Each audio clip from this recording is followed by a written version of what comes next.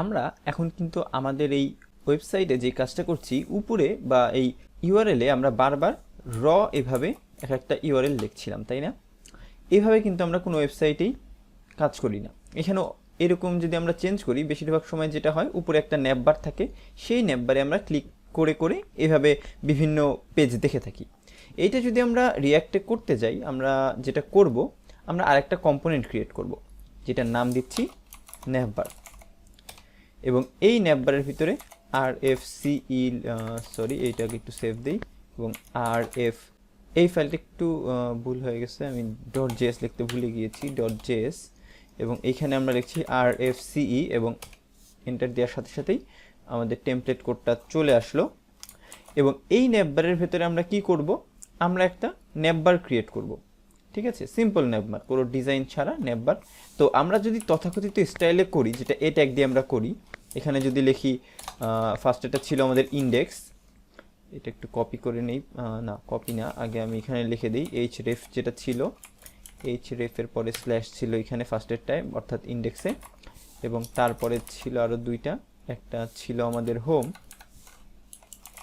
এবং এর ভিতরে আমি লিখছি হোম, এবং পাশাপাশি আমাদের আর একটা থাকছে এখানে অ্যাবাউট, এবং এই ইন্ডেক্সের এখানে অ্যাবাউট লিখে দিলাম। তো এই হয়ে গেল আমাদের তিনটা এ ট্যাগ অর্থাৎ অ্যাঙ্কর ট্যাগ। এখন এই ন্যাববারটা আমরা ইম্পোর্ট করব কোথায়, আমাদের অ্যাপ ডট জেএসে। এখানে আমরা শুরুতে ইম্পোর্ট করে ফেলি, ইম্পোর্ট ন্যাববার ফ্রম আমাদের যে কম্পোনেন্ট আছে এই কম্পোনেন্টের ভিতরে ন্যাববার যেটা সেটা। এখন এই ন্যাববারটা কিন্তু আমাদের এই সুইচের সাথে সম্পর্কিত না, অর্থাৎ এই সুইচের ভিতরে ইউজ করতে হবে এরকম না, এটা আমরা অবশ্যই সুইচের উপরে ইউজ করব। এইখানে যদি আমরা ন্যাববার এভাবে ইউজ করি, তাহলেই আমাদের ন্যাববারের যে কোডটা আছে সেটা এখানে চলে আসবে, এবং এই ন্যাববারের যখন একটা এইচ রেফে আমরা যাব, তখন ও ম্যাচ করবে এই রাউটারের পাথের সাথে। এই পাথের সাথে ম্যাচ করে ও যেটাই দেখবে ম্যাচ করছে সেটাও রেন্ডার করে দেবে। তো এখন যদি আমরা যাই একটু ব্রাউজারে, দেখেন পাশাপাশি তিনটা লেখা চলে আসছে, কোনো গ্যাপ নাই। তো আমরা ইন্ডেক্সের শুরুতে দেখেন ক্লিক যদি দেই, এখানে উপরে একটু খেয়াল করবেন, এখানে একটু খেয়াল রাখবেন, আমার ক্লিকের সাথে সাথে দেখেন পুরো সাইটটা একবার রিফ্রেশ নিচ্ছে। তার ফলে যেটা হচ্ছে, আমাদের কিন্তু এই যে রিয়াক্টের যে সিঙ্গেল পেজ অ্যাপ্লিকেশনের যে কনসেপ্ট, সেটা কিন্তু আর থাকছে না। বারবার রিফ্রেশ নেওয়া মানে ও ইন্ডিভিজুয়ালি এক একটা রিকোয়েস্ট পাঠাচ্ছে এবং তার সাপেক্ষে পুরো ওয়েব পেজটাকে লোড করছে। এটা কিন্তু রিয়াক্টের কনসেপ্ট না। তার মানে আমরা এইখানে এ ট্যাগ যেটা আছে এটা আসলে ইউজ করতে পারবো না। এই এ ট্যাগের বদলে রিয়াক্টে আর একটা কম্পোনেন্ট আমাদের প্রোভাইড করছে, যেটার নাম হচ্ছে লিঙ্ক।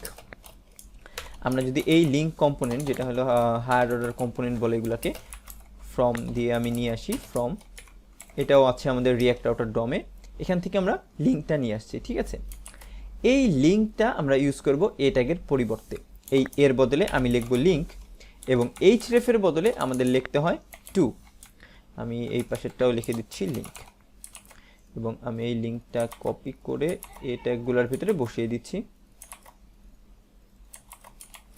এবং এখন যদি আমি আবার আমাদের ব্রাউজারে যাই, এটা রিফ্রেশ দিই, আগের মতোই ডিজাইন আছে, বাট আমি যদি এখানে ক্লিক করি ইন্ডেক্স, এই সাইটটা একটু খেয়াল করবেন, দেখেন এখন কিন্তু ইন্ডেক্সে যাই, হোমে যাই, অ্যাবাউটে যাই,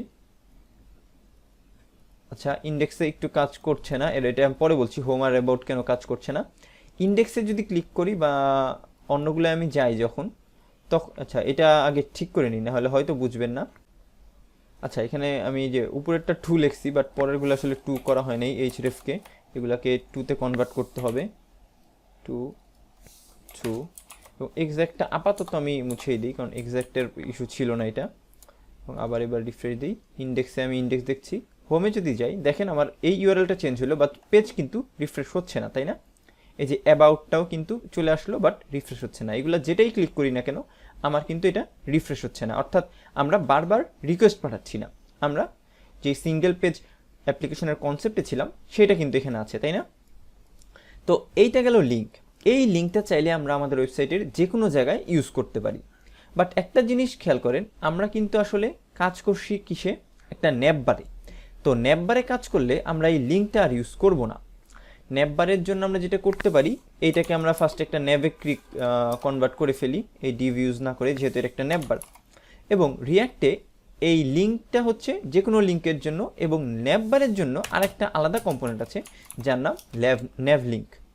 এই ন্যাভ লিঙ্কটা আমরা এখানে বসিয়ে দিই, ন্যাভ লিঙ্ক। এবং এখন যদি আমরা আবার যাই ব্রাউজারে এবং এখানে হোমে যাই, দেখেন যেই কাজগুলো করছিলাম সেটাও করতে পারছি।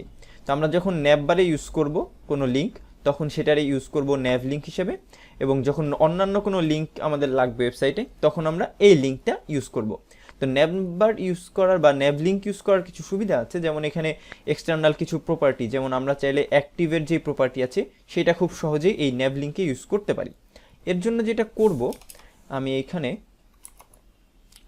একটা ভ্যারিয়েবল নিই লেট স্টাইল নামে, এবং এর ভেতরে আমি একটা অবজেক্টের মতো করে কালার যেটা আছে সেই কালার প্রপার্টিটা আমি চাইলে ডিফাইন করে দিতে পারি। যে কালার কি দিব, কালার দিতে পারি আমি রেড।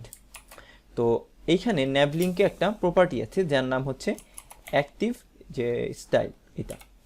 এই প্রপার্টির ভেতরে আমি চাইলে এই যে স্টাইল যেই ভ্যারিয়েবলটা ক্রিয়েট করলাম সেটা পাস করে দিতে পারি। এবং এর ফলে যেটা হবে, এইটা আমাদের আগে তিনটা আমি কপি করে নিই, তারপরে বলছি।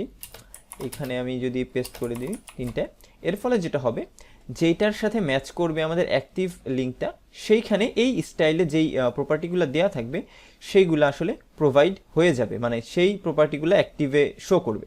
তো এটা দেখার জন্য দেখেন, আমি যদি এখানে আসি, ইন্ডেক্সে শো করছে, হোমে যদি যাই, হোমে এটা রেড হয়ে গেছে, বাট ইন্ডেক্সেরটা কিন্তু এখনও আছে, বাট অ্যাবাউটে গেলে হোমটা চলে যাচ্ছে, ইন্ডেক্সটা তাও থাকছে। এর কারণ সেই একটাই, যেটা আমি বললাম, এক্স্যাক্ট ইউজ করবো এখানে। এবং এখন যদি যাই, দেখেন শুধু অ্যাবাউটে আছে, ইন্ডেক্সে শুধু ইন্ডেক্স থাকবে, হোমে হোম।